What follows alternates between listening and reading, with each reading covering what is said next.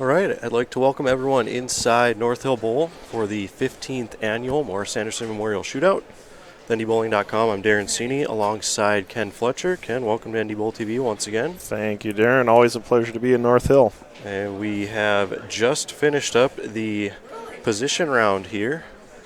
And we do believe we have a top five of Matt McNeil, Brady Stearns, AJ Chapman, Dale Newton, Nick Heilmann. That is our unofficial top five. So when we get the official reading here, we will let you know.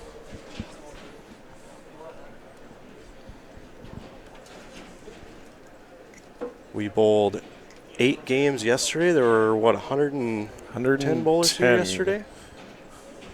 Very nice. And the cut to make it was... It finished at plus 18. Plus 18. Which I believe higher than the last couple of years. Yeah, and so for those of you just joining us, please share our stream with everyone you know. And we'll be underway here shortly.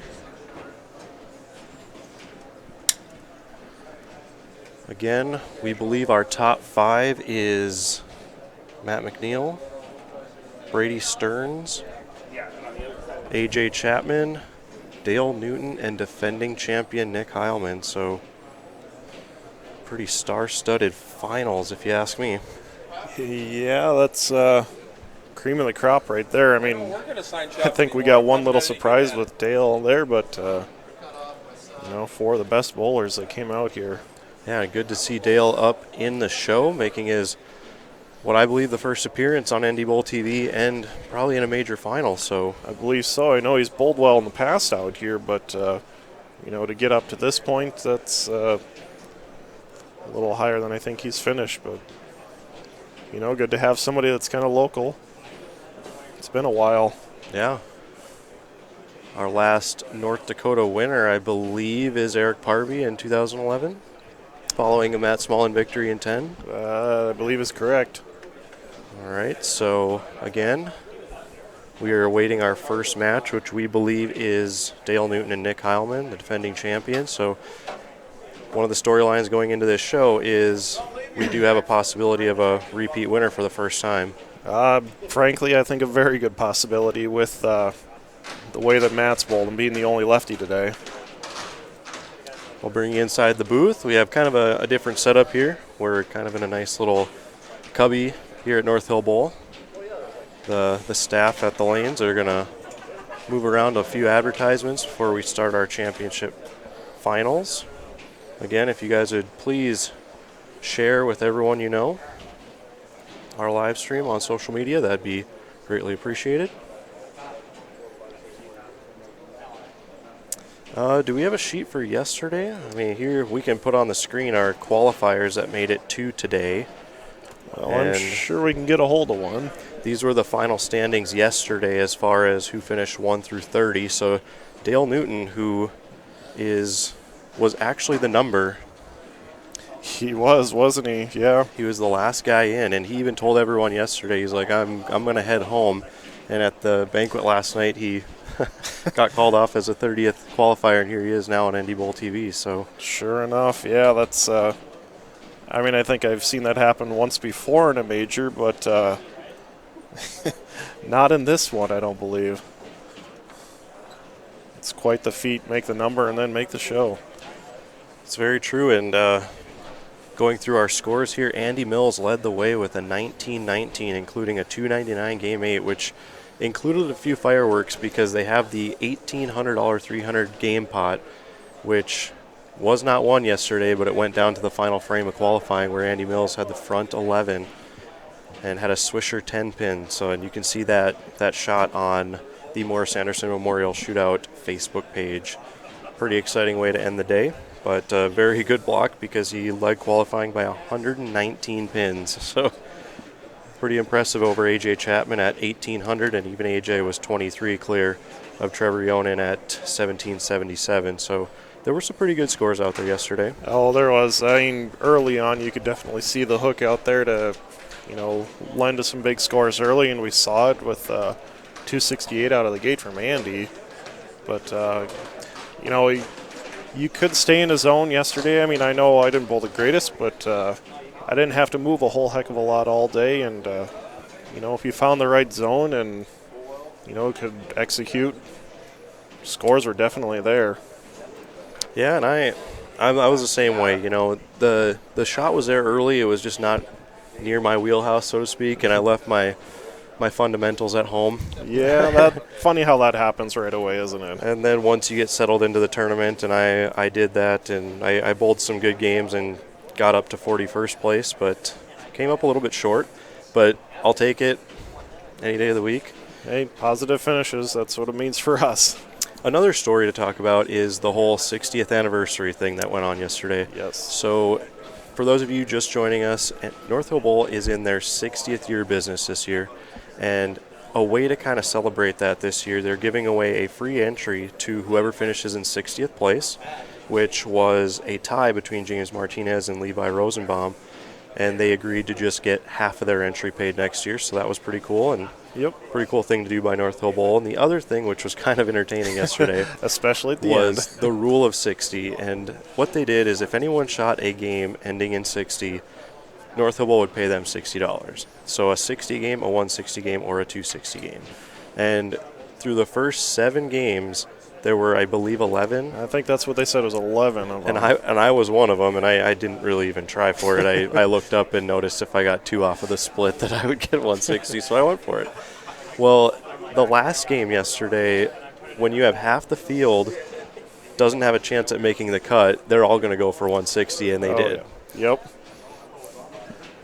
We had quite a few people yelling out loud, and it created a pretty fun atmosphere there at the end, and I thought that was pretty fun. And they handed out over 22 pots for the 60 game thing. So do the math, 22 times $60, and it's not cheap, but it was a fun thing they did. Yeah, I mean, it was it was a hoot to watch. I still find it a little funny that there was more groans for when Andy left the 10 pin for $2.99. Or no, there were fewer groans for that than there were when Darren Hansen needed to pick up a 6-pin to shoot a 160 the last game, and he flagged it left. Yes, he had to pick up the 6-pin and throw a gutter, and he was fully planning on doing that. And yeah, it was pretty entertaining. Lots of cheers, and you'd think people are shooting big games, making their way up the leaderboard, and nope, it's all 160s. Yep. So that was pretty fun. Some other notable names for us locals here in the North Dakota areas. Matt Smallin is in the field. Thomas Wolf, Brian Gehring, Jack Nelson, Jeremiah Smith. Quite a few North Dakotans made it. So Mike Green. Yep. As well. We got some of our Canadian friends as well. Got Zach Wilkins, Robbie Zerbo, Summer. Sean Coots, I believe. Is it Coots or Coates? No, I think it was Coates, wasn't it? I don't want to butcher it, so we're just going to go with Sean from Canada. Yes. Just like Earl from Canada. Yes, unfortunately, Earl from Canada did not make the cut. So. But yeah, a lot of countries, or I guess 2 countries, and a lot of states represented in this top 30. Again, if you guys are out there in the chat room, please leave us a comment. Let us know how we're doing. Pretty quiet in here right now as we await the official Final 5.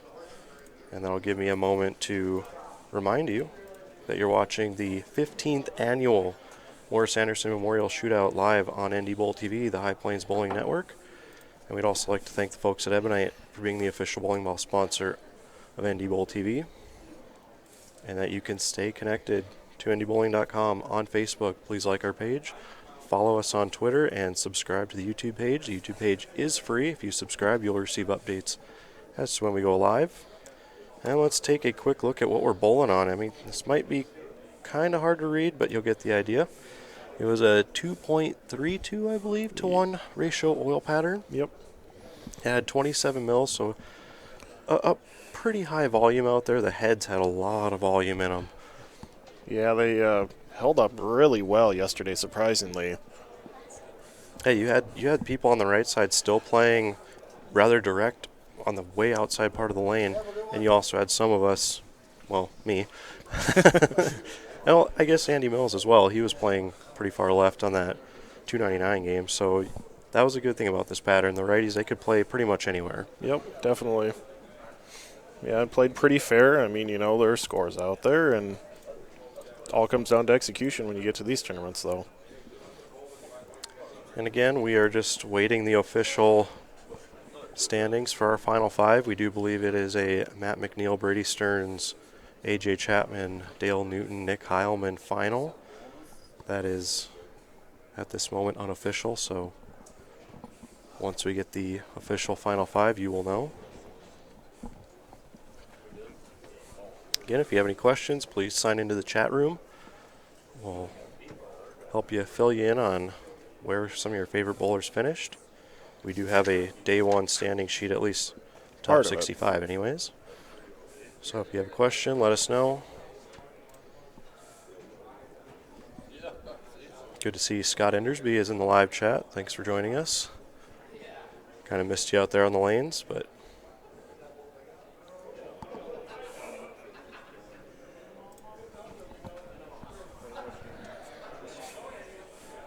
It's amazing how quiet this bowling alley gets with how many people are in here. that's for sure. And another thing, for those of you listening, if you're thinking about bowling the Morris Anderson Memorial Shootout next year, the 300 game pot will officially go to $2,100.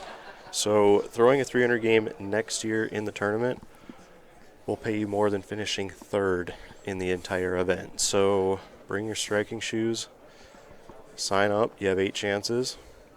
Might as well give it a go, right? Yeah, you'd think with the talent level of this field that somebody would have done it by now, but that's 7 years next year. It's not exactly the easiest conditions they put out here, but like you said, the talent level is so high that it's bound to happen eventually. Also, while we have a minute, if you would take a look out on our masking units here, all the great sponsors for this event help make this event possible. The 15th edition, we have 14 different winners up to this point, but in our show today there are 2 past champions, so that could end today. Including what we think is the number 1 seed. Yeah, and frankly, I think a pretty dominating number 1 seed today. Yeah, our Manitoba Open champion from 2 weeks ago, Matt McNeil, is looking to make it back-to-back majors following Andy Mills, who did it 2 years ago. And join a reasonably exclusive group, I would imagine, with giving him 3 majors, I believe, then. That is true, yeah. It'll be his second win here at the Shootout, and he did win the Manitoba Open 2 weeks ago. And then you got Brady Stearns, who won the Kickoff Classic earlier this year. As everyone knows out there, the 900 that he shot last year in March. So, the accolades stack up pretty well. You got AJ Chapman, a 3-time Team USA member. And then you have Dale Newton. So the David versus Goliath. Yep, the unsung guy that, shoots 260 the last game to jump up a couple spots and going against the defending champ. Yeah, that's a good way to start. Congratulations. You made it. First of all, and here we go. She is currently writing the checks, so it'll probably be just 10, 15 minutes for those of you that are getting checks. If you want to wait to grab a check before you take that.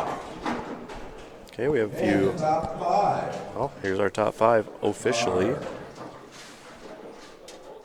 Number 1 with a 26.02 is Matt McNeil. Okay, Matt McNeil is our number 1 seed. Number 2 with a 25.11 is Brady Stearns. Brady Stearns is the number 2 seed. With a 24.99 AJ Chapman. Is AJ Chapman.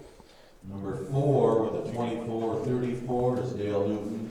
And Dale Newton is the 4, and Nick Heilmann is indeed the 5. So, and Nick made it by 6 pins over Dave Langer. Did not realize that was that close. Dave Langer actually shot 226 and must have won his game. And yeah, wow. So a 6 pins, and 2 weeks ago in Manitoba, Michael Schmidt missed the show by 6 pins. So wow. So the defending champion, Nick Heilmann, makes it into the show, and he will take on Dale Newton out of Williston. So for those of you out in western North Dakota, tune in now and please share. And you can each have 2 balls in each lane, and then Dale gets the lane choice. Again, Dale is a higher seed, so he will receive lane choice. They'll get 2 shots on each lane, and then we'll be underway.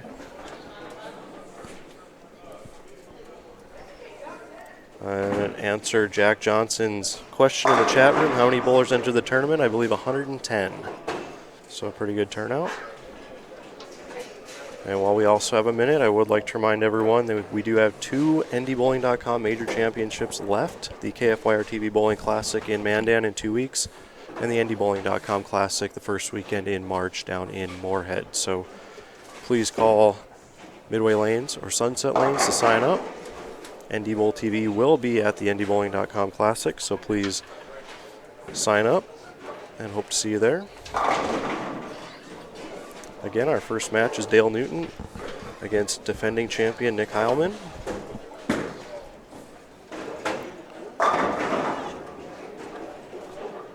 Be kind of interesting to see how each person's line holds up. Playing completely different area of the lane.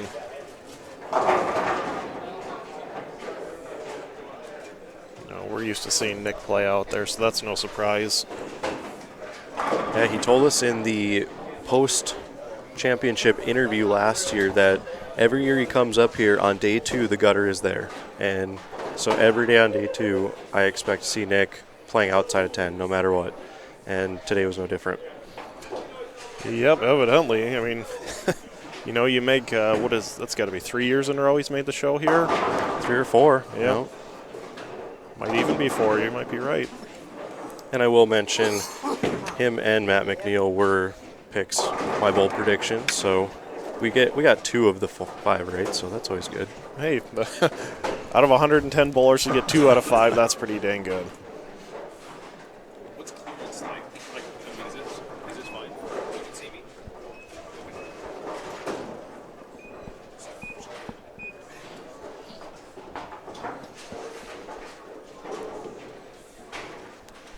Big shout out to the staff here at Northville Bowl. There's Stu Craig entering in some names. They worked hard all weekend to run machine calls, write down scores, help the payouts. A lot of work goes into a tournament like this. Yeah, and frankly, I don't think we had any kind of a glitch this year, did we? Not that I could see. The normal lane calls, but scoring actually works, so that's always a plus. Yeah, that's usually the big thing, is in the morning will the scores transfer with everyone, and it actually worked pretty well.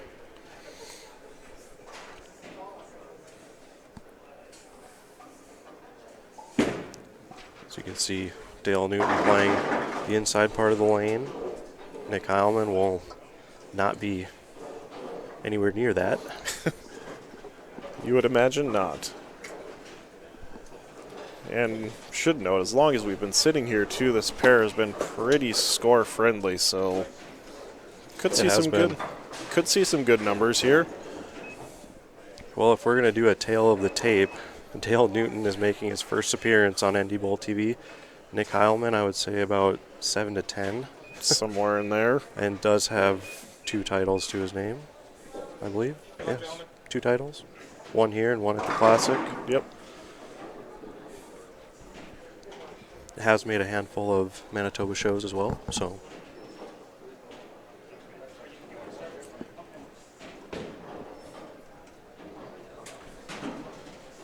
And we're underway.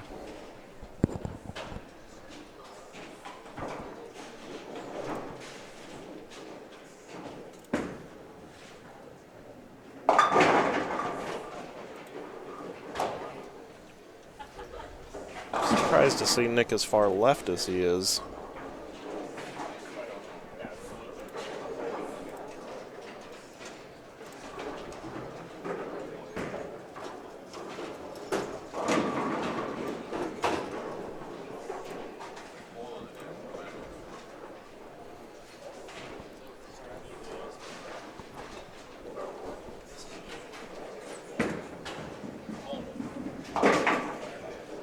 A good spare there. And now we'll see Dale Newton making his first appearance here on NDBowlTV. As we said earlier, out of Williston. Dale bowls quite a few local tournaments around the North Dakota region. A lot of tournaments I've seen him bowl here in Western North Dakota, so.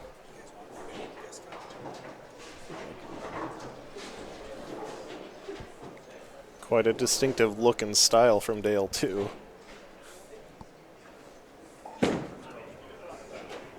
And he actually made it into our show. He was the 6 in position round and shot 260. 267, I believe he Yes, put on the board. 267, and then with the bonus. And he actually shot 266 in game 9.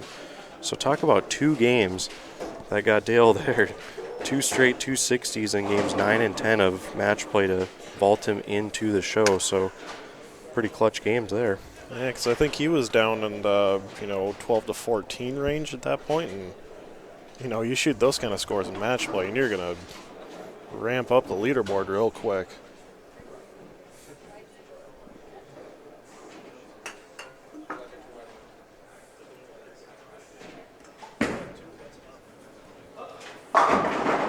Pretty good shot there. It's a nice opening double. Well, I don't think there are any nerves on the side of Dale Newton right now. Well, if there was, that's got to help right there, throwing those two. I think he's doing pretty good. But then again, my first time on TV, I struck the first, I think, 3 shots, and it didn't end well, so. Well, going against former champions always seems like it ends bad. Well, Dale's got the same sort of issue here, so. Yeah. Good shot there by Nick. And as you can see, this match really is kind of shows the story this weekend, how on the right side you can get there from anywhere. You can play inside, you can lay down on 40, you can lay down on 10, but you're going to get there. It's just a matter of creating the right ball angle to carry the pins. That's all it is. Yep. Well, AJ Chapman likely playing about where Dale is the next game, and Brady Stearns will actually be right of where Nick is playing right now, I think. Correct. So you kind of got a wide variety of styles out here today. And then you have our lone lefty, Matt McNeil, waiting atop, so we'll see what happens. Yeah, that frankly, that's I think a huge advantage for him. One game being the only lefty to bowl out here. But, that's why we bowl too. Yep, and I've always said in a pattern like this, if the left side's not exactly there on Saturday, but they make it through, Sunday will be that much easier for them. It's either one day or the other is a pretty big grind for them. Yep, always seems that way.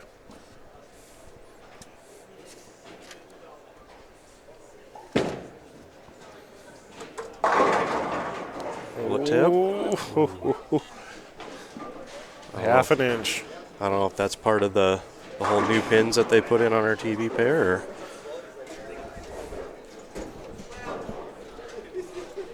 well, still got to feel good about those opening couple shots.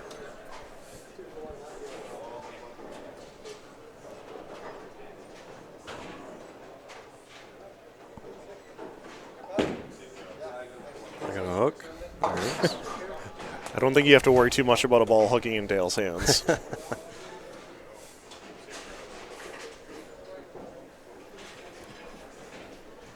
Again, if you're in the chat room, please leave us a comment. Let us know you're there. Where are you checking in from? Always nice to see how far we could reach here at NDBowling.com.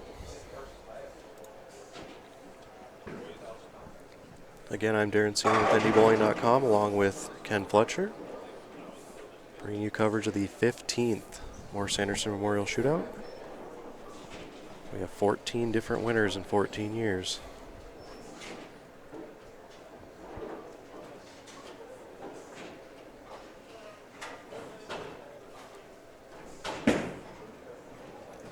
Pretty close. Ooh. I Bad had one of break. those. I had one of those yesterday, along with a few 8-pins. Oof. Yeah, I saw more than my fair share of those. Not personally, but there's enough of them around. Both of mine happened to be in the middle of a couple doubles, so I think it cost me a few pins. Yeah, you look at that and think of what it could be, and who knows, you could be out there right now. Yeah, well, this is a close second, being in the booth, which is nice.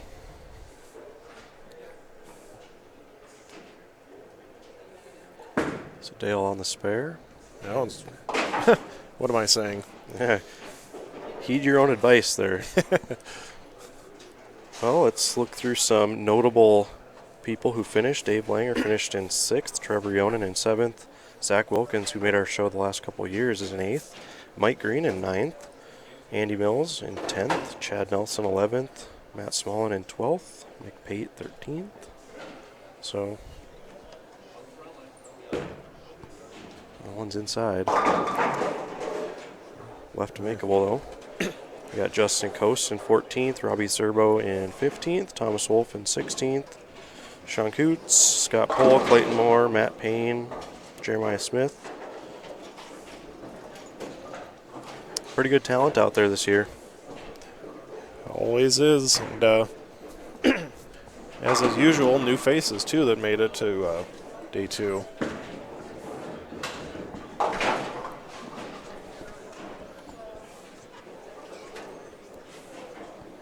Again, we are in our first match of the day. Winner here will take on AJ Chapman, 3-time Team USA member, former Wichita State Shocker.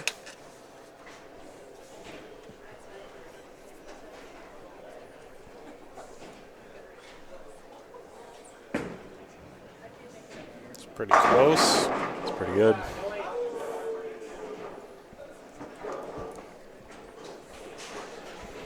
I think he knows he has room to the right, but you pull it just a little bit, you run into a lot of people's track. So you could see on that shot in lane 30.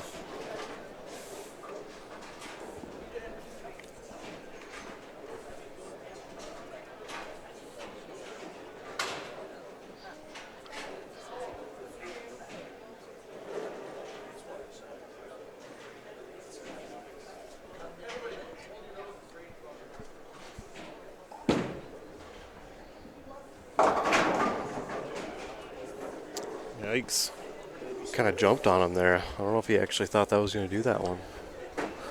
Didn't look like he was too thrilled with that. Maybe just didn't stay down on it. I mean, Dale stays down to begin with, but, pull up a little early and it can jump pretty quickly on this.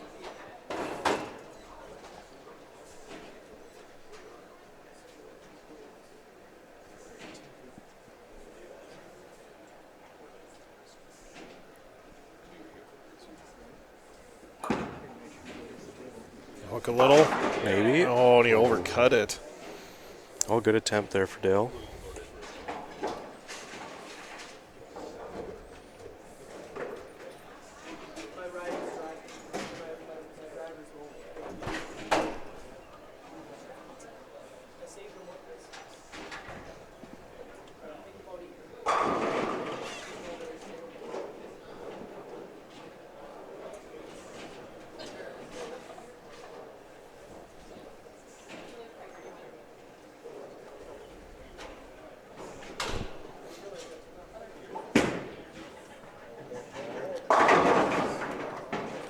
There you go. Get back on it a little bit there.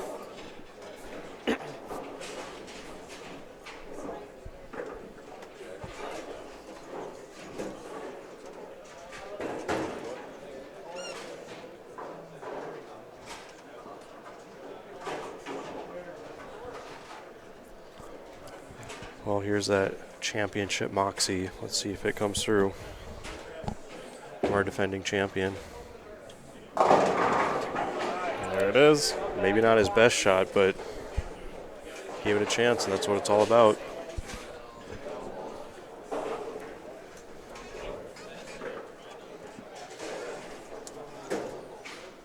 Be a big shot right here if he can get one more.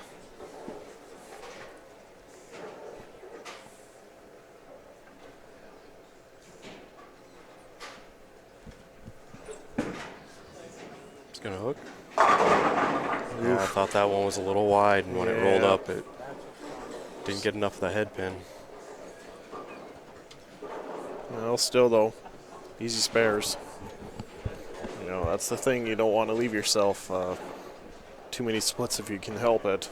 And that was kind of the key this week too, is, you know, this pattern, you could get there from many different angles, but it's picking the one that kept you out of trouble and it allowed you to keep filling frames throughout the day.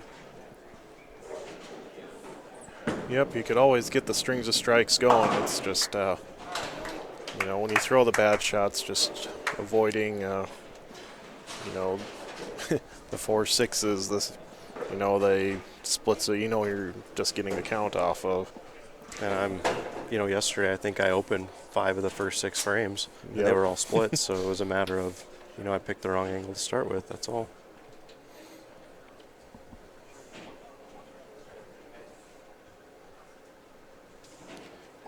Gotta feel like Dale's got a strike here. And again, I don't know if he got a little slow on that lane or if he actually gave that one a little more room compared to the one in the 5th frame there. I don't know, it looked like he even made a move on that one and just, you know, jumped up high again. Gonna give it a run. Tough couple frames there, but you know, you're not out of the match yet.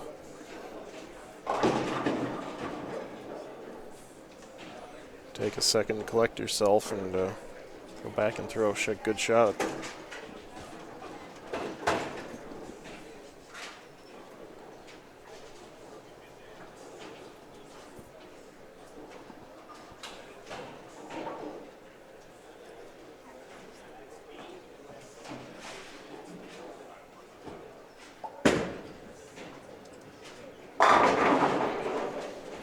Looked better, looked like he moved left again.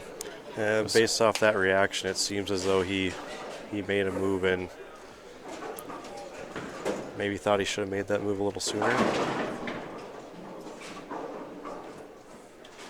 It's always hard to tell, you know, what's in the minds of bowlers in this kind of situation, and we're doing our best to guess anyways. Yeah, it's easy to second guess what they're doing when we think one way. Ooh, that's got a hook. It's got to be pretty fortunate to just leave that. Yeah, looks like he lost his balance a little bit at the line there. And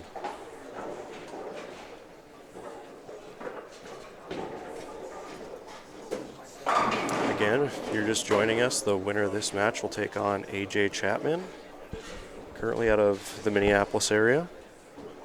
I believe he grew up in Iowa. It's a good spare on a not real friendly leave. Got a question here from Nick Wentzel. How did Rob Warren do? He finished 34th actually at 1593, so he missed the cut about 20-25 pins. I think Rob was like me, at a kind of a rough start there at the beginning, so.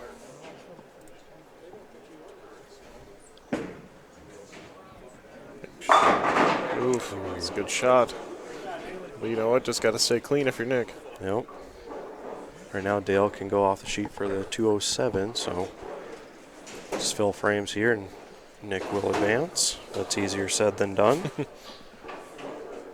I told myself the same thing game 1 yesterday, and I didn't fill a frame until the 4th frame, so.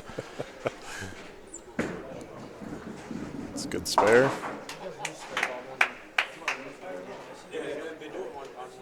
Again, we got Nick Heilmann and Matt McNeil looking to become the first repeat winners here at the Shootout. 14 years, 14 different winners. And Dale sent that one a little wider, and lucky to leave a 7, but that's probably going to be about it for him, you would have to say. Still a pretty good showing for Dale, and I believe it's $850 is what they're paying out in the 5th position, so. It's a very good question. And Nick Heilmann kind of ran off set here. I think he's going to go grab another piece to try in the 10th frame.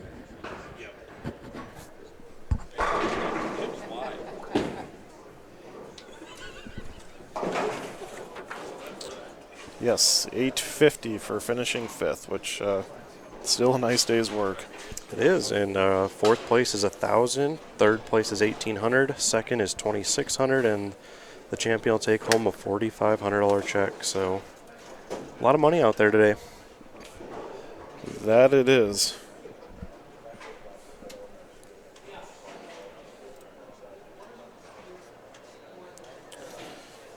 The question, where did Yonan finish? He finished in 7th. He was actually in the show for most of the day, and then someone did say, I think he ripped up his hand, maybe. I guess that's unofficially, but that's what we heard. And kind of struggled there towards the end, so still a good showing for him in his first trip here to the shootout, I believe. Yeah, I think we had a couple first-timers that made day 2. Yeah, AJ Chapman, it's his first attempt at the shootout as well, and Yep. he made it here to NDBowlTV, his second appearance in 3 weeks, so. I don't think that comes as a surprise to a lot of people that know who he is, though. Correct.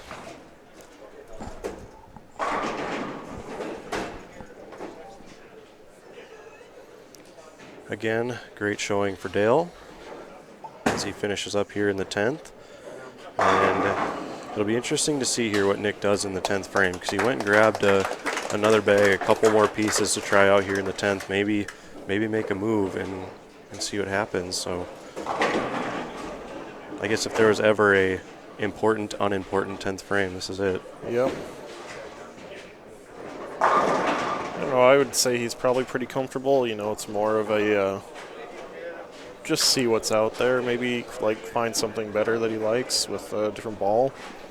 And I talked to Nick after the qualifying round yesterday, and he said his day was mostly a lot of 2-0s, and he managed, I think, plus 70 to make the cut. He qualified 19th, yeah, at 75 over.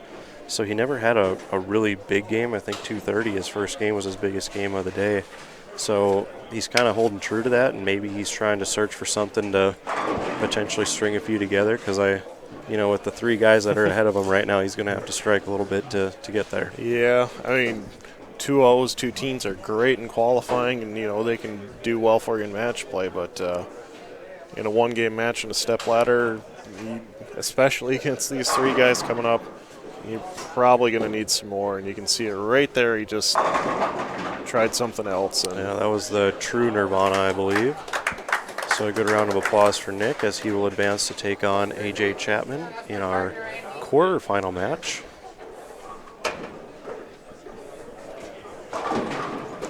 It's a 213, 175 finish.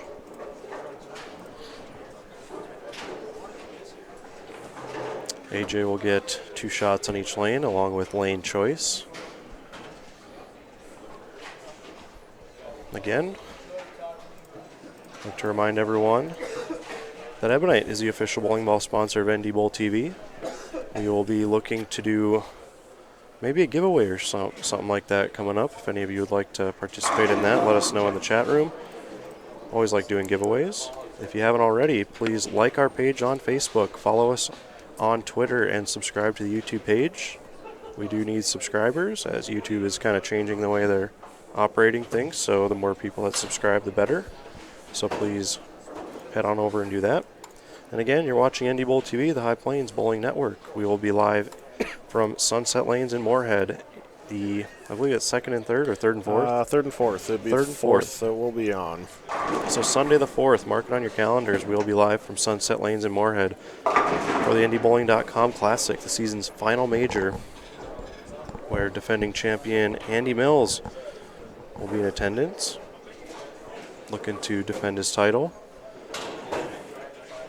From what we know, there's going to be a few first-timers at that event as well. So, yeah, I believe we had 20 sign up for the challenge. Yes, the NDBowling.com challenge had 20, which I believe is one of the better years we've had. So, absolutely. Thank you to all those who have entered. It's a little $20 side pot where you earn points based on your qualifying finish. Those who have the lowest points will win win the challenge. So, you know, a $20 investment and 100% goes back into the prize fund, so you really can't beat that. Absolutely.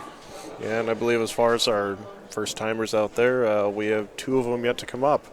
That is true. I believe AJ Chapman and Matt McNeil both got in that. And one storyline that might come up is if Matt McNeil prevails today and he comes to the Classic looking for 3 majors in a season. That's never been done. It's never been done, and he could, at the time, would be his 4th major, which is a short list of players as well. So let's not get ahead of ourselves. He's still got to win a match. Yeah. But it's one of those storylines you got to think about going forward.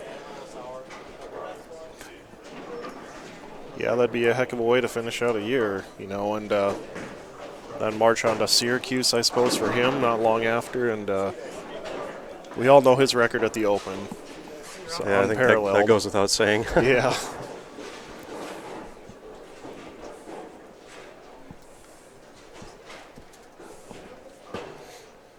All right, this is our second look at AJ Chapman. He made the show up in Winnipeg. Kind of surprised he isn't at least maybe throwing one out to the right, just given the look that Dale kind of had. Well, this is his bread and butter right here. Yeah, but as you can see, you get it just a little wide playing in like that. And yeah, and you got Nick, who's pretty much closing up all the angles and just leaving himself with makeable spares, and then puts a double or 2 up on the board and makes people beat him with 2-0, you know. That's just kind of how it is. Yeah, and frankly, if I could do it, I would. Absolutely. I would take doing that all day long in a tournament like this. But, you know, that's also why they're there and we're here. So his second different ball, that one kind of hooked up a little bit, but he also threw that one about 6-7 boards in, so we'll see. Yeah, I mean, as good as he is, I'm sure he'll find something, but I'd be curious if, you know, he doesn't make some kind of switch or at least think about it. Yeah, Storm Staffer here. Looks like he's putting away the new high road there.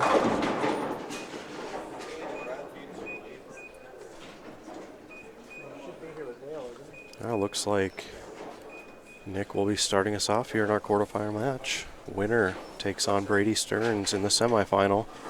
Matt McNeil waiting atop our championship match.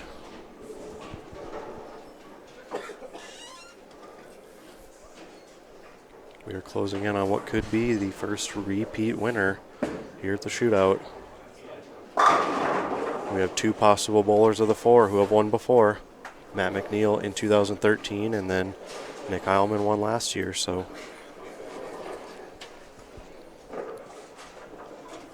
At least early on, Nick looks like he's staying with the original ball he used. Can't say I know the Brunswick equipment that well. I know what it is, though.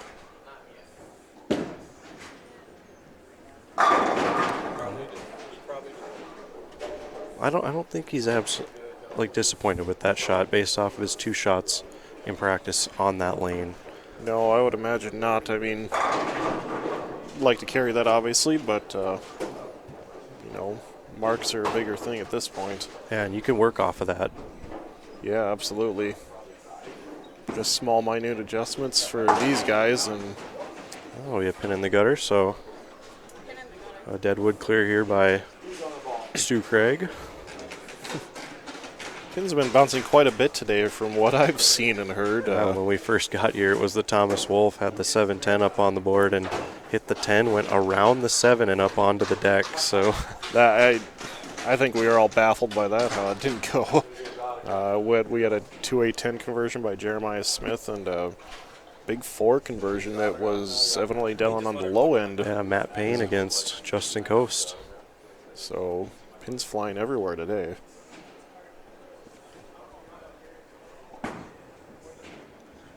There you go. A couple good shots to start at least, and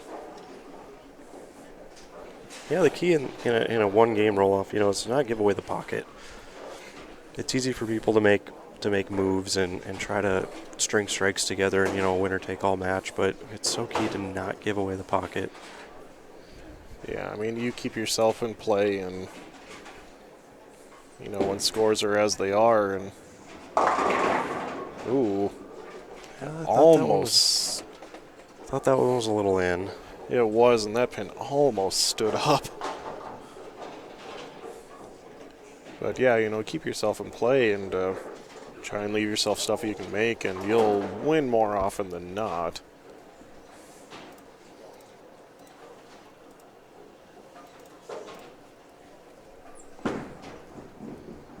It's a good spare there. It's one of the spares. I hate shooting that spare every single time, and twice on Sunday if I ever make it to Sunday. Oh, absolutely. 310, 3610, I think I miss those more than any other spare.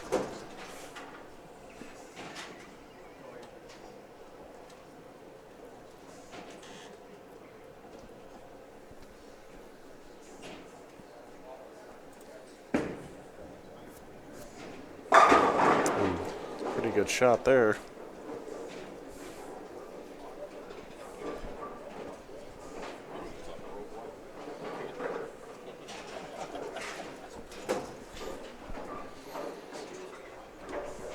Again, the winner will take on Brady Stearns in the semifinal. Brady is fresh off the victory at Kickoff Classic back in October. And I'm pretty sure he won a couple events around the Minnesota region following that win. So, been bowling it very well this year. I would not be a bit surprised with that.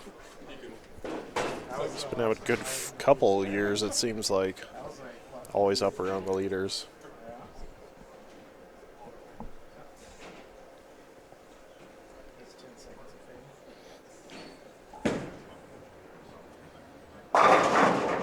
Wow. So you go from a wrap 10 to you try to get the ball to cover the head pin a little bit more, and then you leave a 9. So that right lane might be the one that gives our finalist fits here today. Looked like maybe he softened up just a hair, and that's what happens. But still, you know, a couple shots at least in the pocket. On the spare.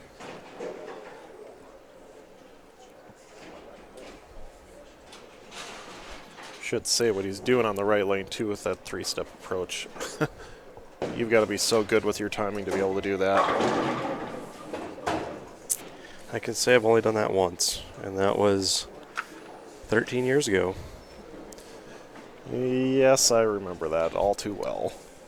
That was a fun day. For both of us. Back when we knew how to bowl is what I say. I don't think I knew how to bowl then. I just threw a ball down the lane. That's true. Got lucky a little. Fourth frame for Chapman. 4-pin. It's close again. He's at least keeping himself in the pocket.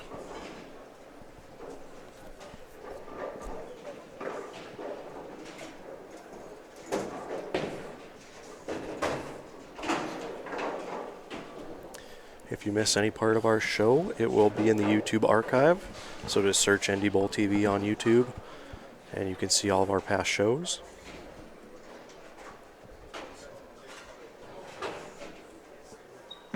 Chapman on the spare, covers the 4-pin. Almost another deadwood, but the rack caught that one. Barely. Trying to put Stu to work here. Got to get these guys to do something every once in a while. Wonder if it's nerve-wracking for Stu to run out here and clear deadwood when he's on camera. I don't know if I'd be touching the lane if I was him. Risk falling and, you know, half the house laughing. Couple shots in a row left for Nick there. Well, and again, here's the thing. His misses are resulting in makeable spares, which I think is half the reason that, you know, all these guys that made today got there. Oh, absolutely.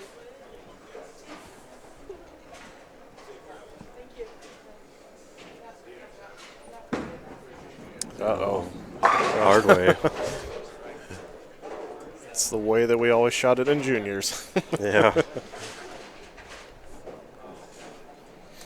I had an instance yesterday where I went high and it actually slid the 3-pin to the right a hair, and then when I threw the ball, it would have normally chopped the 3 off, but since the 3 had moved over, I actually was able to pick it up, so got pretty lucky. Wow. That one's wide. A little bit, but another easy spare. I'm fortunate enough for Nick that, spares are good right now, so. Yeah, I mean, if AJ comes up and throws a double, he'll have to, press it a little bit, try and find something in there.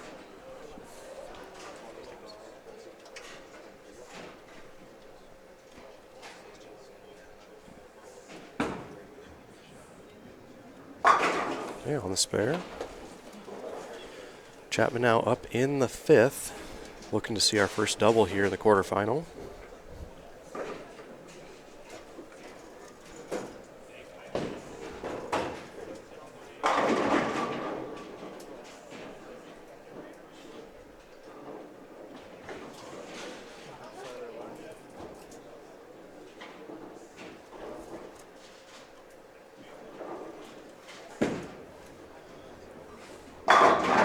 Pretty good. Yeah, that was better. Not that any of them have been bad by any means, though.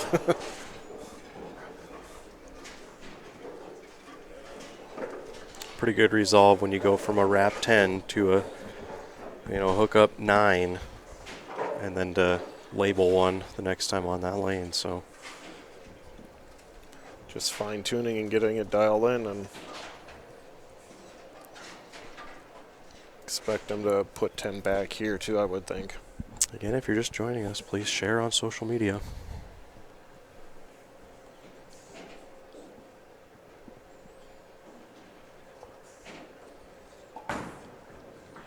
Little in, but held there. Big double for AJ. Puts the pressure right on Nick. We've been talking about that championship resolve. Will the defending champion here find a way to put a double on the board to answer?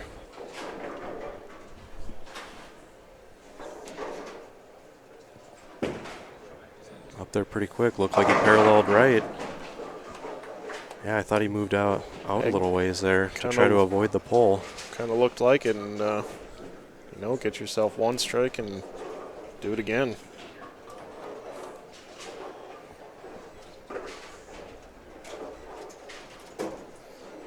Again, Nick is out of La Crosse, Wisconsin. No stranger to NDBowlTV.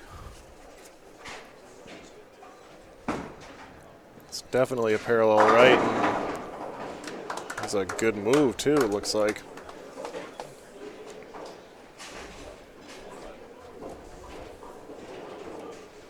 And that's where I feel like these guys are so good at making moves on the fly. And like we said before, not giving away the pocket when they do. Well, and always the key is when you do make the move, you got to commit to it and make the quality shot, which, may be able to do one of the two, but doing both at the same time is what makes them so good.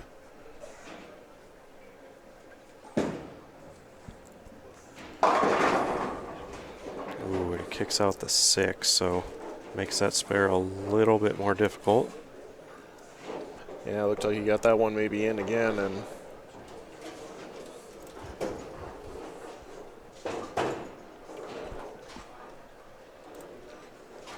again, I'd like to thank everyone for joining us here at the 15th annual Morris Anderson Memorial Shootout.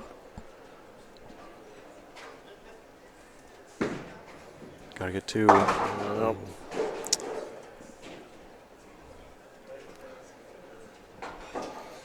Evens the match right back up, almost.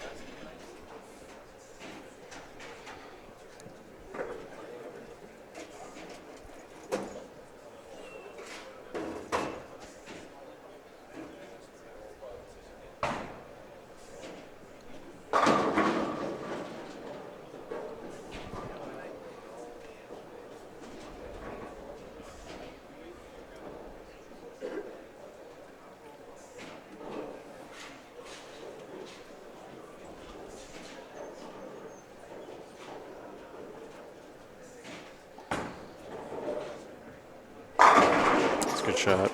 Yep.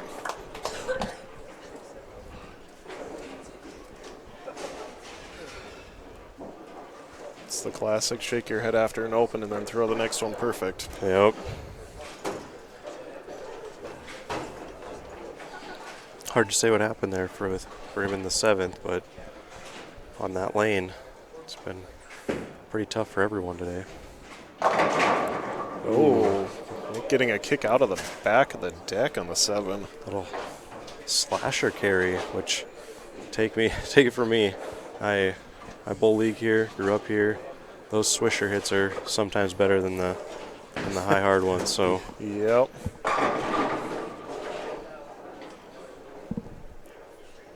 all right, big shot here. Foundation frame for Nick Heilmann. Gets this one, he can't be shut out. Oh, wow. 2 years in a row. And we have, well, I picked that one up. I believe that was a 4-pin. Yeah, that definitely was. I don't know if that was as bad as Zach's 10-pin last year, but given the situation, you know, it's a tough break when it could have easily fell down. And quick work from the crew in back to I'd spot that 4-pin. Never even saw him put up, and then it's there. Little testament to the staff here at North Hill Bowl for having good running machines all weekend. And quick response on all the lane machine calls. Well, here's a chance for AJ. Couple strikes and a 9 spare. Well, no, I take that back. Yeah, he needs 3 strikes. He needs a 3.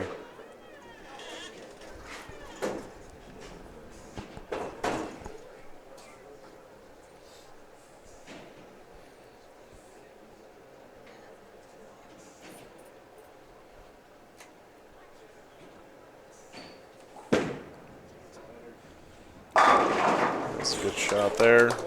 Big shot, too. Gives him the chance to beat him. Especially on that tough right lane. So now over here on 29, it's been a little more comfortable on that lane. Doesn't have to do the 3 steps, so.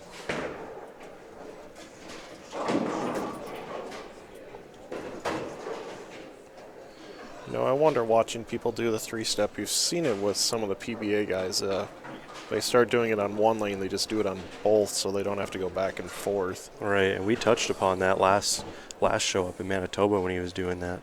And it's really impressive the way that he can completely move, you know, back on the approach and go through his normal routine, I would imagine. And execute. That's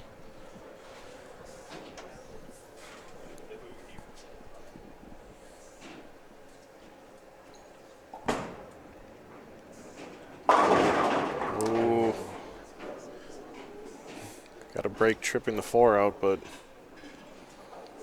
needed that one to probably have a chance. well, spare strike here gives him the 204, which is key in the count department right now when you look at the board. So yeah, at least make Nick mark.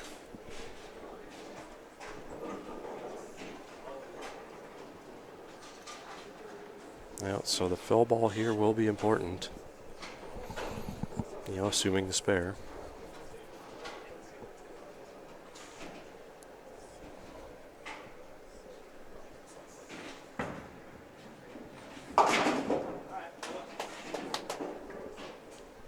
Well, Again, just needs 8 pins by my math to at least make Nick show up.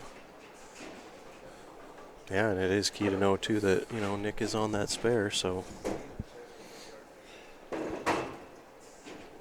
Seen stranger things happen. that we have.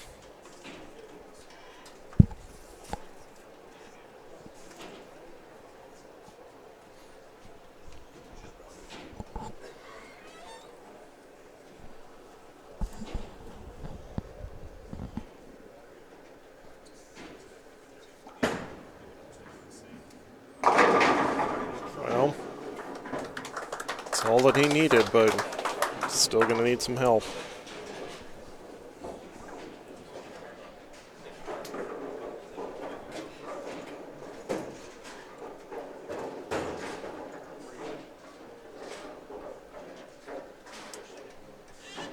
Nick up there pretty quick.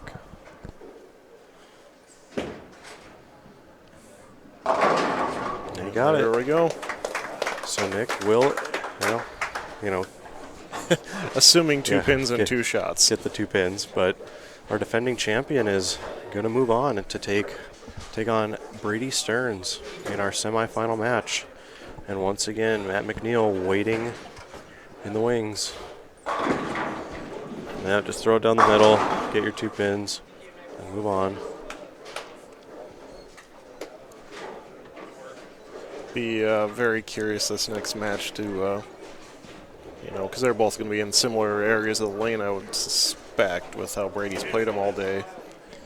And I guess that means Brady Stearns is the only hope to have a 15th different winner. That's very true. So either Brady wins or we're going to have a repeat winner. So excitement here at North Hill Bowl. Please share the live stream with everyone on social media. And while we have a minute, I would also like to remind everyone that Ebonite is the official bowling ball sponsor of NDBowlTV. You can find us on social media by liking our Facebook page, follow us on Twitter, and subscribe to the YouTube page. Subscribe so you can stay updated on when we go live at all of our tournaments. We will be live at the NDBowling.com Classic on March 4th, Sunday. I'll be there, as will Ken Fletcher. We'll be live. And again, you're watching NDBowlTV, the High Plains Bowling Network. Defending champion Nick Heilmann against Brady Stearns up next.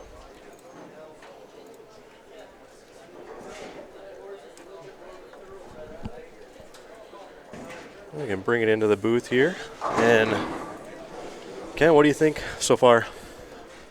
It's kind of gone how I think we suspected. It was a surprise to see Dale in there. It looked like he had a good look early, but, maybe the, I don't want to say the television jitters, but that's all. You always got to wonder when you get to this part of the day if that makes any difference or not. And, I can't say I'm surprised with how it's gone. A little surprised that AJ didn't pull a better score. Right. But it was just like it was up in Manitoba for him. It was, making good shots, not necessarily having the carry he would like. Yep. And, still a good showing for him. And I believe our $1,000 finisher there in 4th. Yes. So he'll take home a cool $1,000. And Nick Heilmann, once again, advancing. And interesting to see Brady actually starting left. Yeah, he was playing right of 10 board all day. But one thing I will recall is at the Kickoff Classic, he played with urethane right all day and dominated everyone. And then the very last ball, his fill ball, after he won the title, he went and pulled out reactive resin, moved about 35 left and went high flush. So, well, you know what? Maybe he's trying it on one lane, and you can see him trying right here now.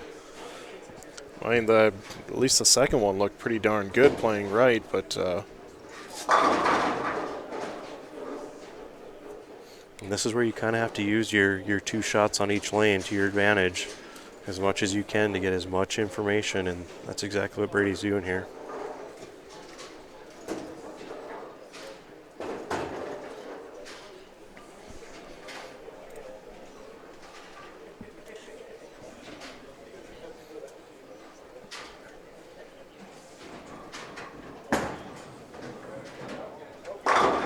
Looks like he likes that inside line so far.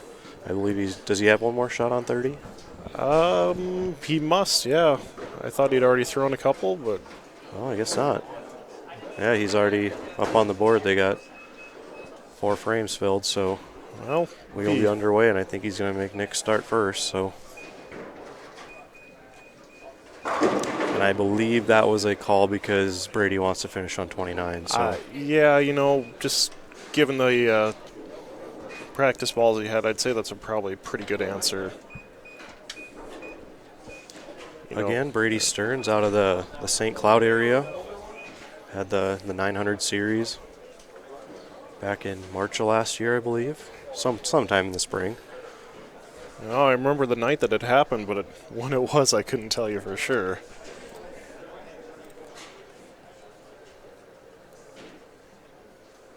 we're underway here in our semifinal. Nick Heilmann off and running. Yeah, getting more comfortable by the minute, you would think. Again, that's the question we always ask in one of these things. Is it better to qualify higher and wait, or when you're lower, you kind of get that momentum, you get comfortable on the lanes, and you go? That's, that's such a tough answer. I mean, I think you ask most pros, they would say, give me the one-game match all day long. But you see it so often where guys come up from the bottom to get comfortable, to get lined in, know what the lanes are doing, whereas in a one-game match, it might take a couple frames. Pretty good shot there. I think that answers what he's going to do then. And I'm trying to think back I believe Brady made an NDBowlTV show up in Manitoba. It might have been last year or the year before. I'm trying to think of any other past NDBowlTV shows that we've seen Brady on. So we weren't at the kickoff earlier this year when he won. So did he make a classic show recently? It's possible. All these shows kind of blend together over time. We're in our 6th year here at NDBowling.com, so I think we eclipsed the 20 show mark earlier in the year, so it's pretty good. That was 2 pretty quality shots there, and he's pretty much right on top of where Dale and AJ were, but maybe ball speed, ball roll, and ball choice, because I believe he's throwing the original IQ, having something to do with it. Shot. I believe Brady's ball roll is slightly more up the back, which allows him to, play a little more friction than most of the guys with a lot of side turn on it. So I think that's the advantage he's got playing in there at this time. And that's like with Nick, too. He's got, most of his roll is up the back, which allows him to play where he is right now and stay out of trouble. Is that going to hook? I thought he missed that one a little bit on the bottom. Yeah, it looked like it, but, made it up enough to at least leave a relatively easy spare. Again, if you're just joining us, it was a Nick Heilmann win over Dale Newton in our first match. Moved on to defeat AJ Chapman in the quarterfinal, and here he is against Brady Stearns in the semifinal. Nick is our defending champion. You can head on over to NDBowling.com and look in the archives for that show and that article on his win last season.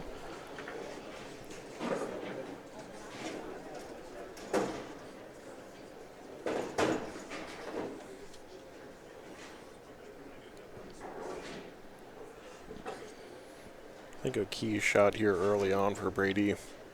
You throw a 3-bagger up on the board early and it sends a message. Yeah, it solidifies that right lane too.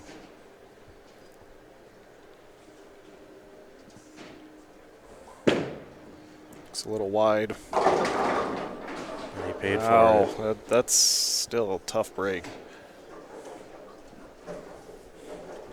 Well, they say when you're crossing more boards, your misses tend to be magnified, so. Can attest to that. Well, early on, give it a run, and it's an even match if you make it.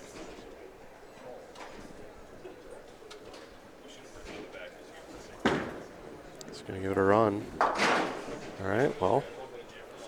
Get the 1 out of it. At least keep the count close. Well, he's moving over to his more comfortable lane anyways, so a good chance to bounce back here off the open. Again, if you're watching, please share with everyone you know on social media. That would be appreciated. Also, hit that thumbs up button on your YouTube player. Also, subscribe. It is free, and you'll receive updates as to when we go live at future tournaments. Stearns now up in the 4th.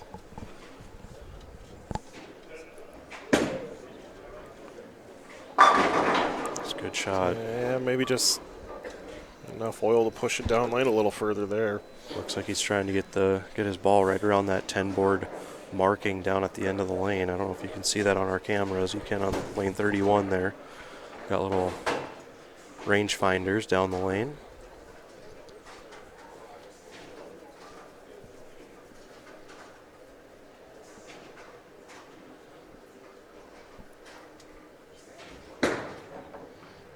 Good cover on the spare.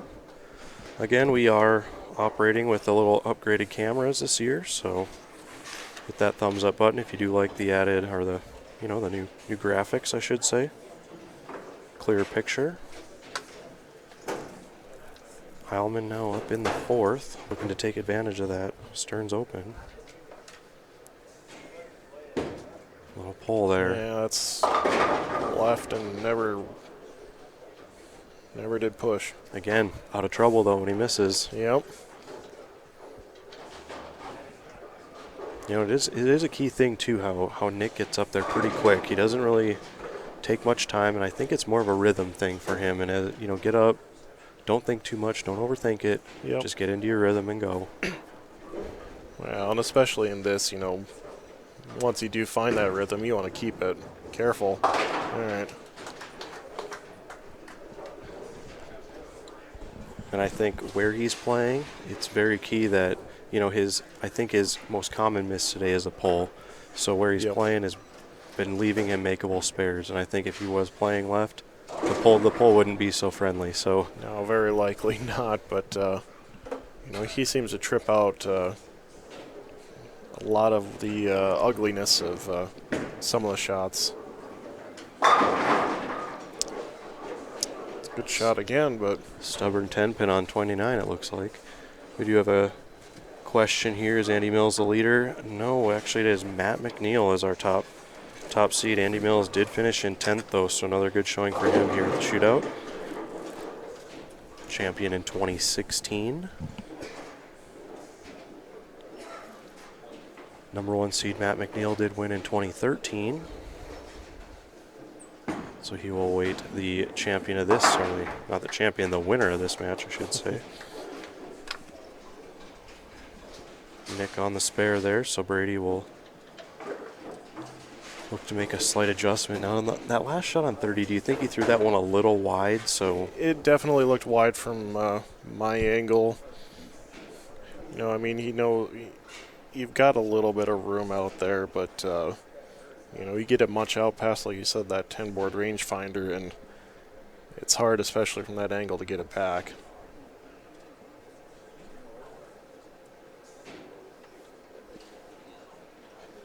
There we go. good bounce back shot after that kind of weird hitting 4-7 that he left there in the third frame. So maybe looked like he might have given that a little bit extra at the bottom. So now both players left a nice wrap 10 on 29. It'll be interesting to see what kind of adjustments they make here. Is it a slight forward back adjustment? Is it a slight speed adjustment? I mean, it's a small adjustment, if any. Yeah, you ask the guys at league, oh, I'm leaving 10 pins. What do I do? I would say to a lot of them, just do what you're doing. But this level, you got to do something. There it is. Good shot there to kick that one out.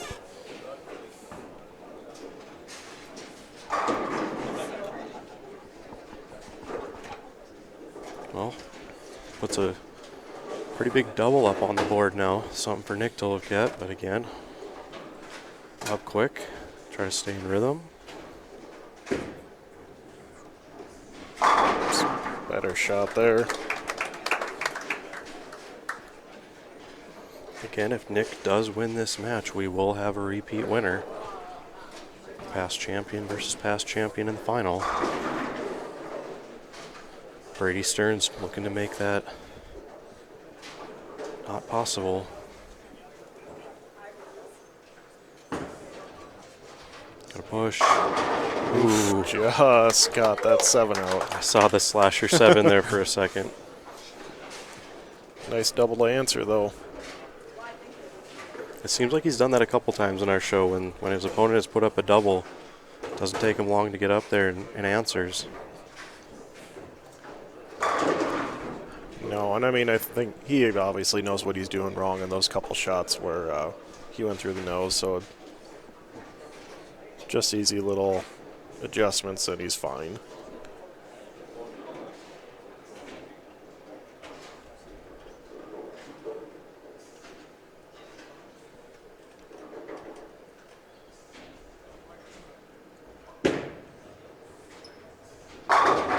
Good shot again from Brady there. Both players looking pretty comfortable right now. Yeah, really outside of those two shots from Nick, I mean, they've both been right there.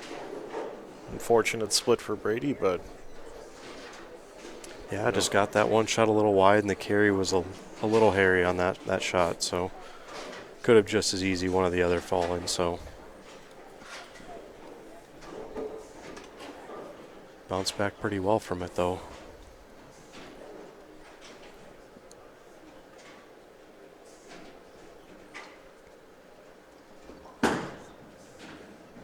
got to get up. Ooh, got him. I think he got a little firm with that one, and you could hear him yell go, so. Firm, and it looked like it was even left, so I mean, you know, you've got the hold room if you can project a little. And we talked about it earlier, that swisher zone is sometimes better here at North Hill Bowl.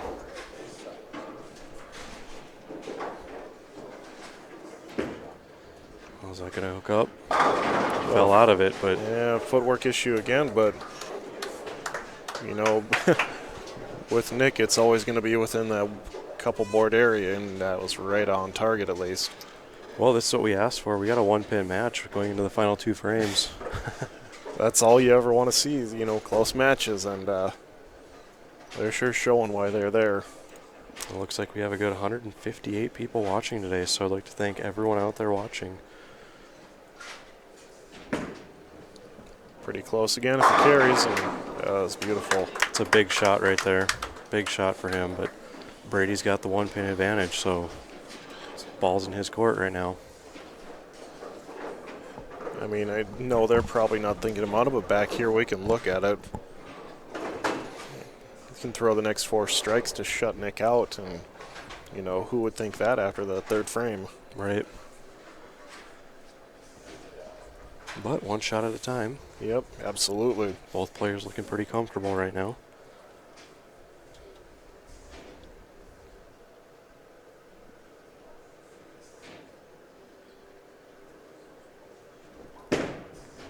It's pretty close again.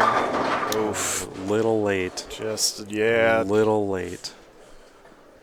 And you know it's quiet in here when all you can hear is the ball door in the back going back and forth, and the hydraulic system back there. That's all you can hear. 40 lane center. We got roughly 100 people in here.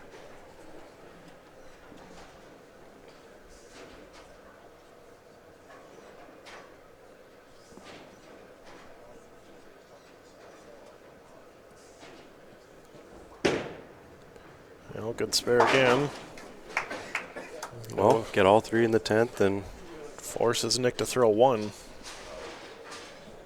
And, you know, you at least get the double on it.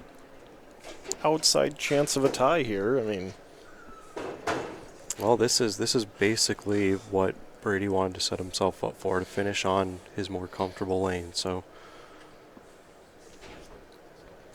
let's see if he makes any adjustment off the light hit, or, you know, just keeps doing what he's doing.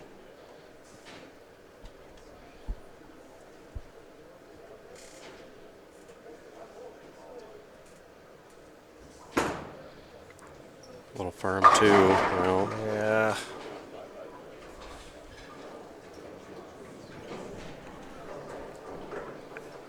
About the same situation as the last match now, you know. Brady spares that and strikes and forces Nick to at least show up again. Yeah, and count again is important on that fill ball. Very much so.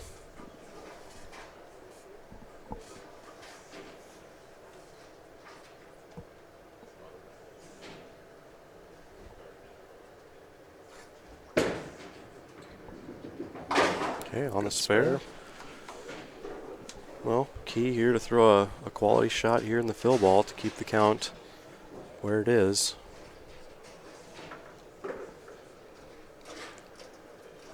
Yeah, make sure you at least get the 9 count and make Nick throw something quality again. Yeah, on a lane where we have seen him have a few footing issues, so. Anything can happen.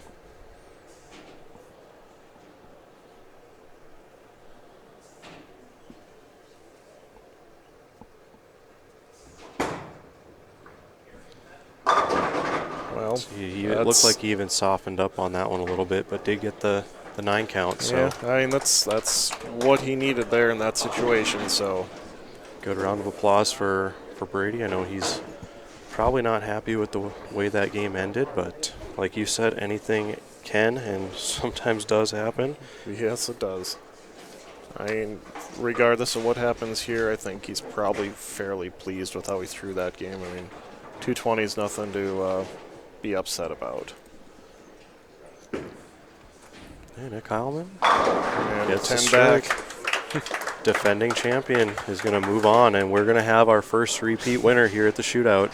Who would have thought? Will it be Matt McNeil or will it be Nick Heilmann? Nick Heilmann looking for his second consecutive shootout, something I didn't think would happen anytime soon. So a possible repeat winner and a back-to-back winner, which...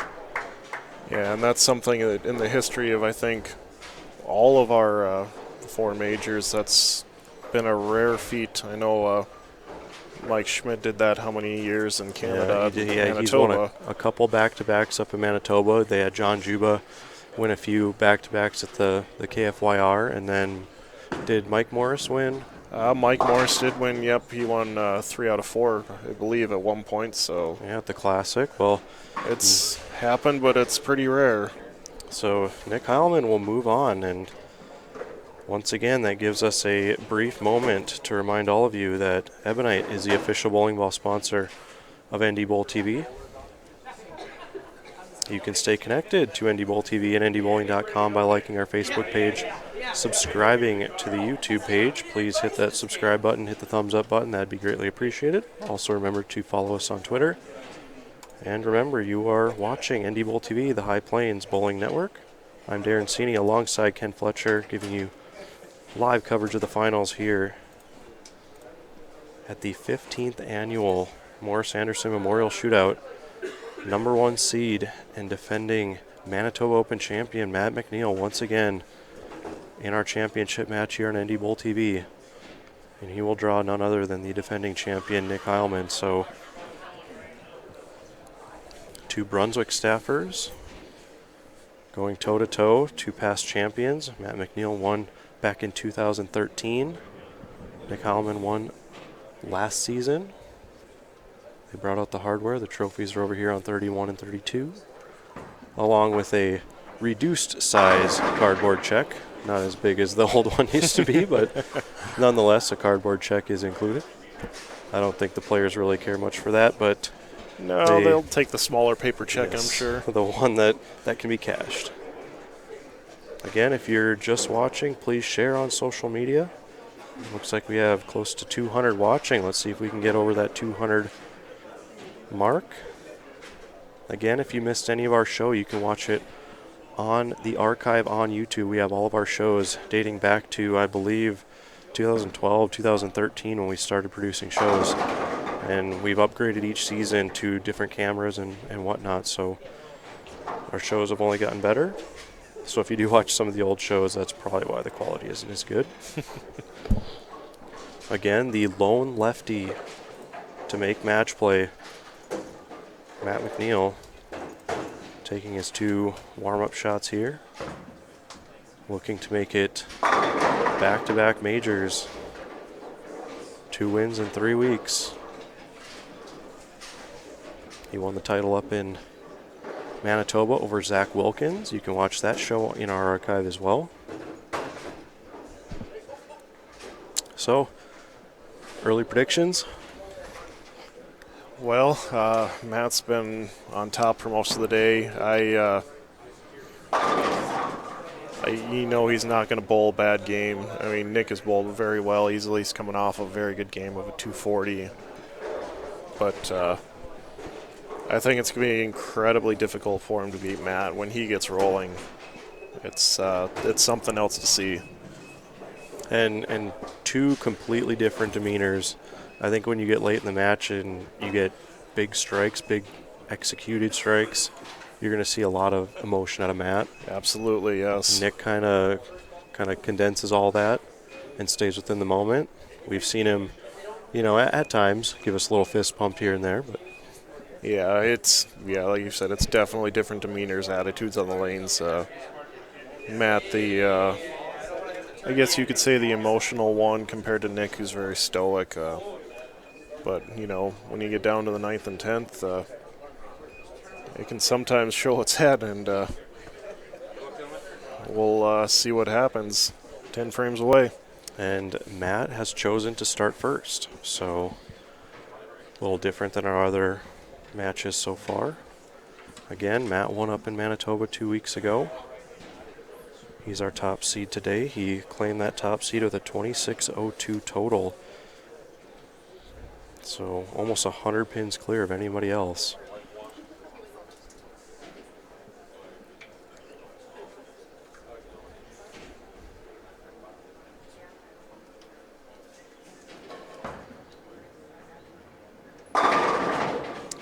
Quick 8-pin there for Matt, but a good opening shot nonetheless. Yep. It's always got to get that first frame, that first shot out of you, get settled in a little bit. Yeah, I saw him leave a lot of those today.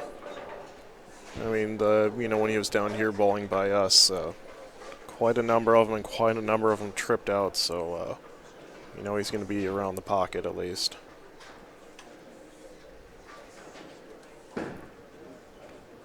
And again, as the only lefty, it makes you wonder if he took a few notes back in the position round, and then he had a match on this pair earlier in the day as well. So, you definitely think he's probably banked that information away.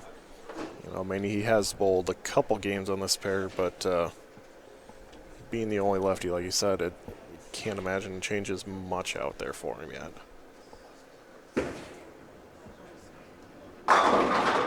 good opening shot for Nick. He's just going to keep it rolling. He's got the rhythm going. He's won every match so far. Started out as the 5. He defeated Dale Newton in our first match, then took down A.J. Chapman in the quarterfinals, and then a quick victory there over Brady Stearns in a pretty intense match that one was.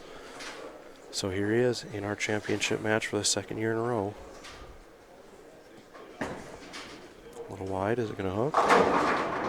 Ooh, shaker 5. Not something you see very often. But with his ball roll and where he missed, it's, I guess, not surprising. No, and again, easy spare.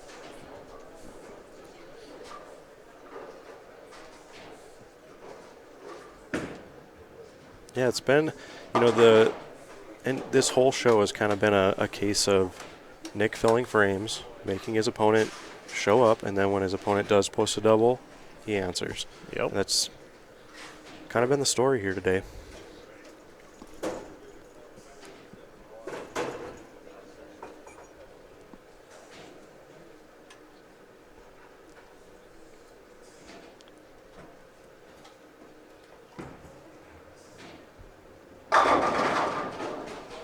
Good shot from Matt there.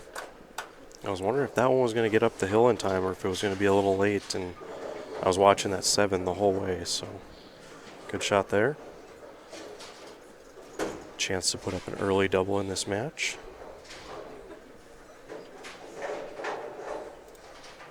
Looks like we have 177. We're inching closer to that 200 mark. If you haven't already, please share on social media. Hit that like button. Championship match, 15th annual.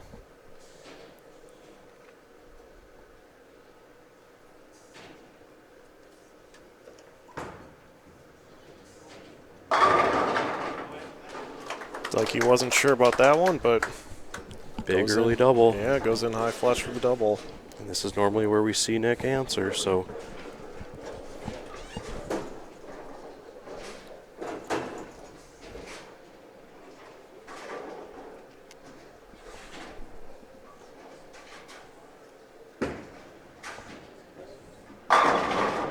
shot there. Pretty good.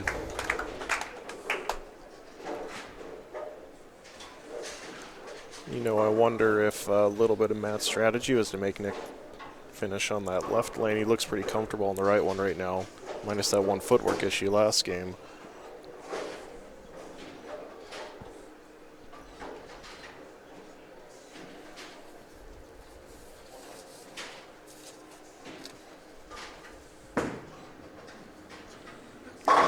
Didn't like it, but got lucky.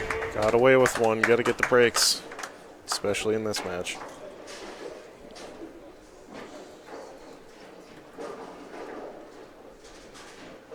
Well, we're off and running here in our championship match.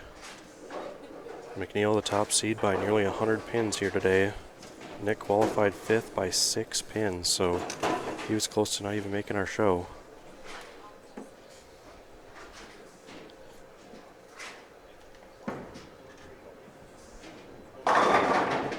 Ooh, I thought that was going to hit it in the back there. It's close.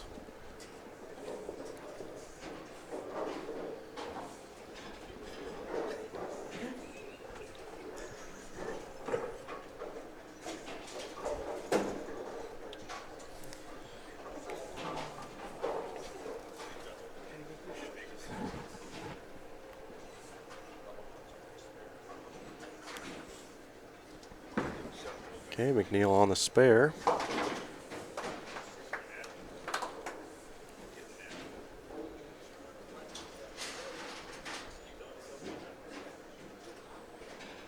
And we noted it 2 weeks ago that it's a slightly different demeanor for him on these shows. I think it was last year in Manitoba. It was, I don't know if it was his best performance, but definitely different this year. Maybe a little bit more focused on it. You know, from what I remember, he was a little bit chatty with himself, I guess.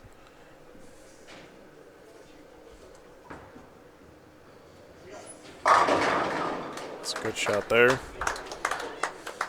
I do recall that show back in 2013 when he did win a pretty intense match with Matt Meyer down here on 35-36, the old TV pair before NDBowling.com took over.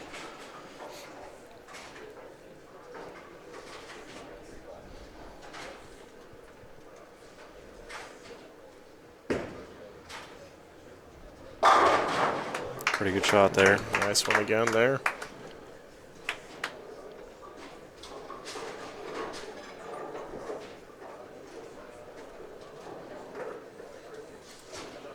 Kind of a key shot to see if he can throw a good one here.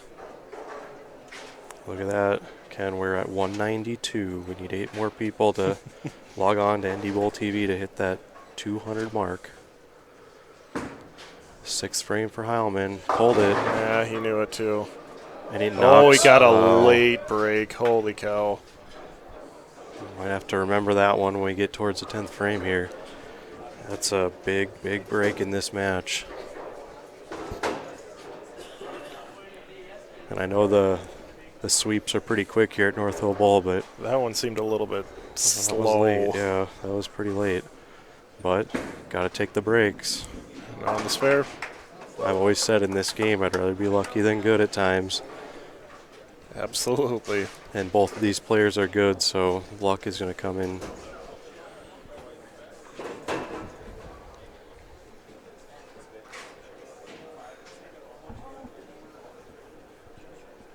You know, it reminds me of the show back in the Kickoff Classic against Matt Smallin and Mike Morris. And Morris never watched a shot because he didn't want to see breaks like that. And it makes you wonder if these type of players do that as well, like the younger generation. Well, I think it's pretty obvious with Nick sitting right there. He's watching. Yeah, I think Matt was standing over here when it kicked out that 7, but I'm pretty sure he was watching that one. And you know what? With a lot of these guys, you would think watch or not watch, they just go out there and bowl their game. yeah, stay within themselves, stay within their game. Can't do anything about what the other guy does. Execute quality shots. Got to think this is a pretty big ball here for Matt.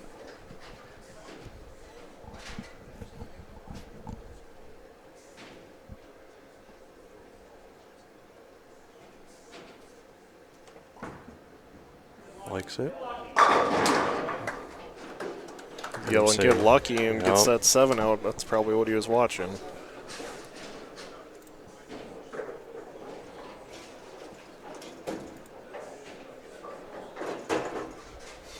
All right, this is what we asked for on NDBowlTV. Close championship match. 2 past champions going toe-to-toe.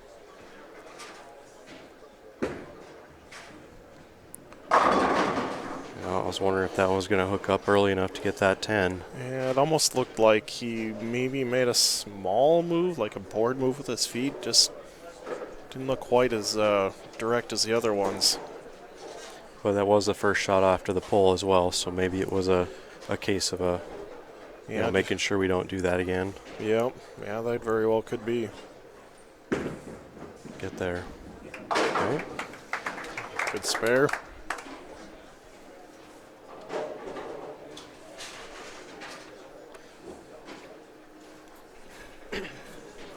I know it's looking ahead, but get a strike here would, if Matt misses once, would ensure that he can at worst tie. That's me looking a little far ahead, though, I think. We're in the 8th frame. It's like he moved back left, and that was better. Shot there. Well, I think this is all we ask for is when it comes down to the end of a tournament like this, 110 entries, you got 10 games of match play day 2, 30 guys. When the dust settles, you want a close match in the final. And that's what we're getting. A couple strikes here from Matt, and destiny's in his hands. yeah, one of these bowlers will walk out of here with their 3rd major today. And 2nd here at the shootout.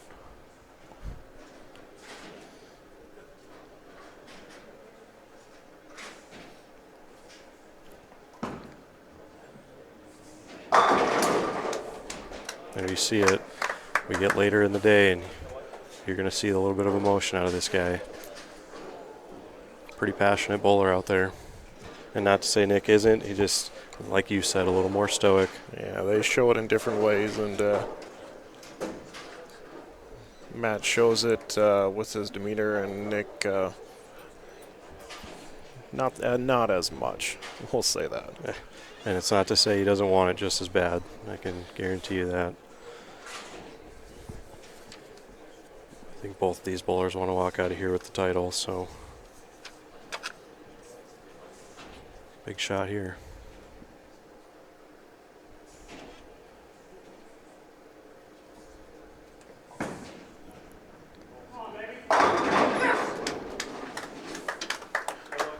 Well, you can tell what that meant to him. Well, if you're Nick, all you can do is put quality shots out there. Like you said, anything can happen. Just finish the game out. Yep. Throw 4 on the board, and it still forces Matt to get 1.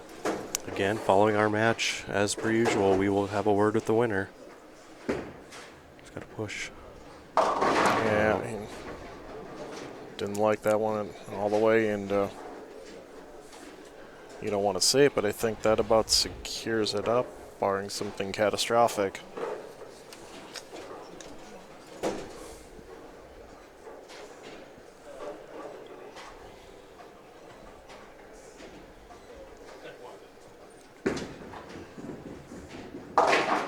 Yeah, and if Nick puts 3 together, he's got 218, and you can see Matt up there at 209 already. So I mean, just keep it on the lane, and it's all yours. So back-to-back majors, it appears to be. We'll wait till this one goes final and have a word with our champion. A fast 8 there. But still a pretty quality day for Nick Heilmann, who started out as a 5 seed on our show and made it all the way to the championship match. So, props to him for that.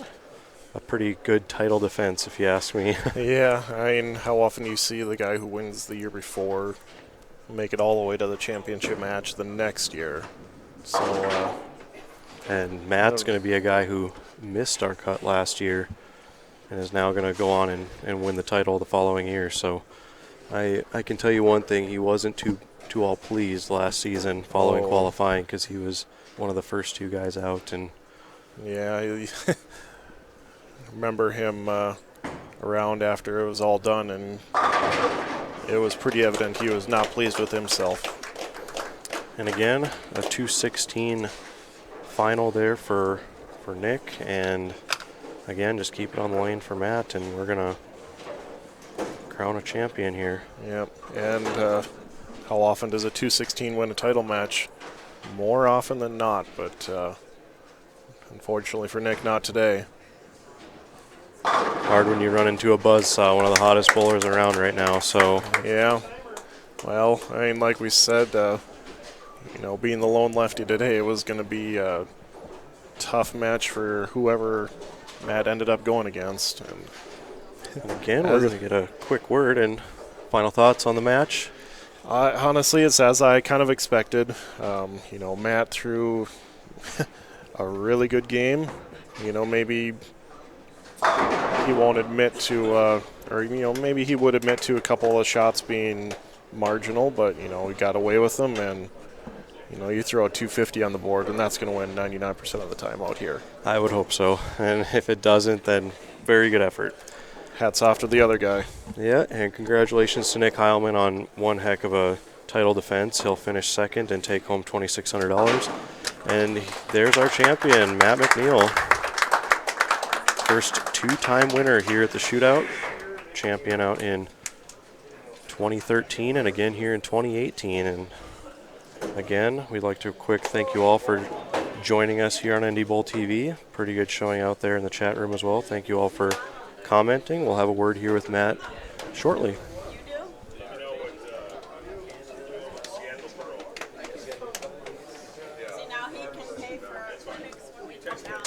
It's always up in the air if we're going to talk to the champion first, or we're going to hand out some hardware, so we'll see.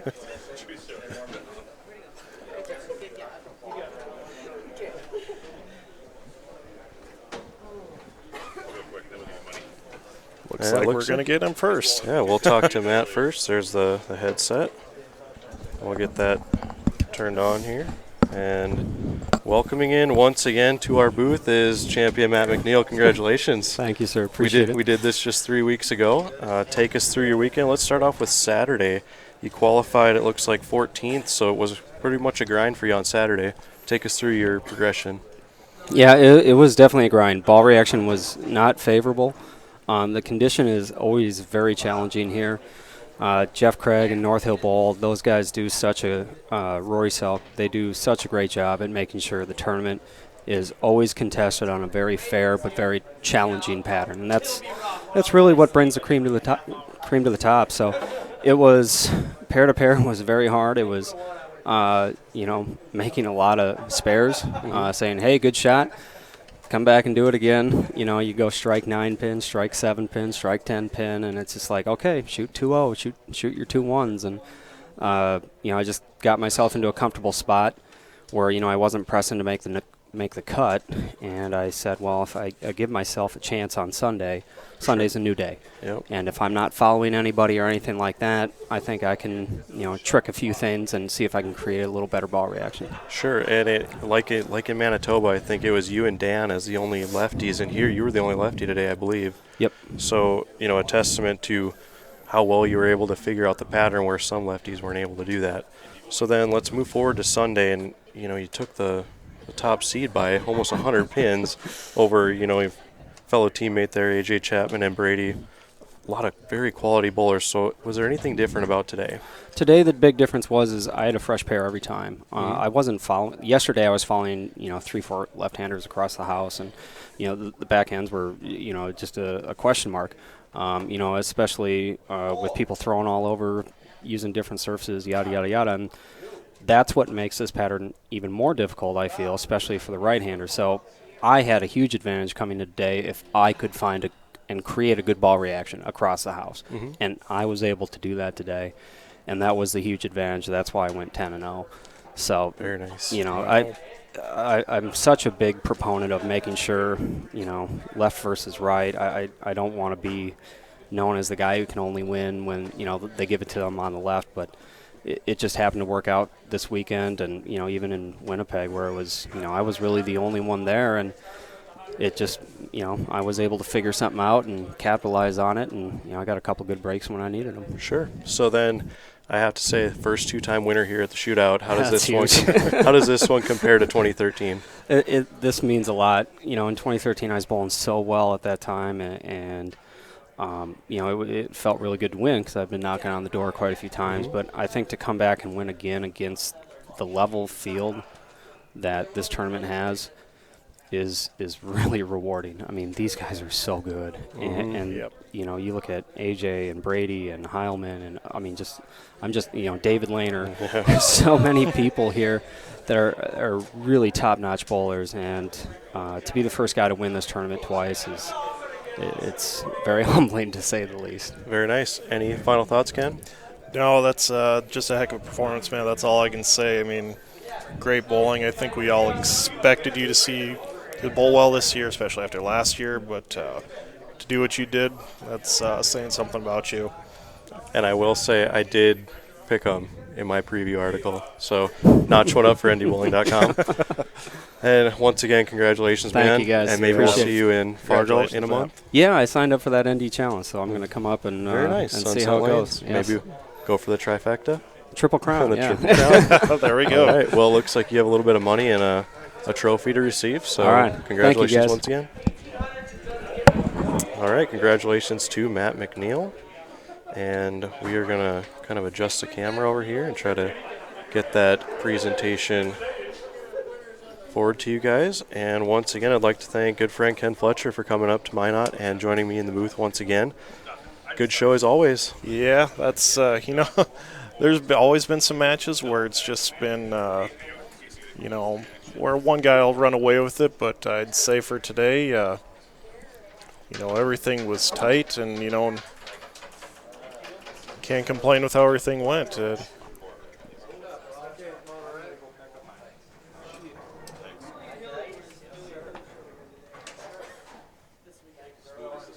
Looks like we got Rory Selk and them gonna hand over a trophy, a little bit of hardware. Some hardware and a check.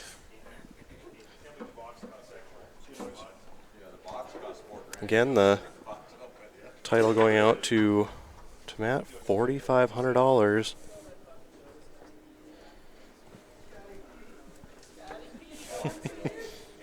And they're dropping checks and everything else. Jamie, come take a picture of And that's going to do it for us. So once again, I'd like to thank everyone who watched today. We do appreciate everyone sharing. Congratulations to Matt. And once again, I want to remind everyone that Ebonite is the official bowling ball sponsor of NDBowlTV. You can follow us on Twitter, like our Facebook page, and subscribe to the YouTube page. Please hit that thumbs up button. Once again, congratulations to Matt McNeil, our first repeat champion here at the Shootout. And we will see you March 4th from Sunset Lanes in Moorhead at the NDBowling.com Classic. For NDBowling.com, I'm Darren Cini, alongside Ken Fletcher, saying good night and safe travels.